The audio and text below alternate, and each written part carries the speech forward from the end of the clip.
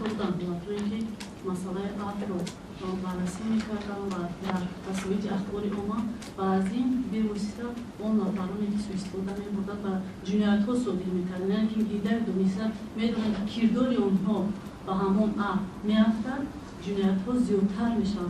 بنابر همین این چیز به نهایت مخفی است و باید در حالت مخفیت تهیه کرده شود. یک چیز رو فقط اضافه کردنی هستم که من آب این یکی از وکالت‌های پرزیدنت جمهوری کشور میباشد. امروز در وزارت عدلیه یک سند که این سند درباره آب موجود نیست. ترتیب تهیه این سند رو من در اینجا شرح دادم.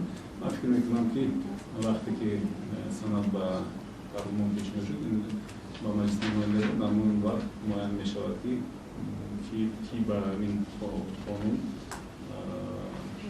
می افتد و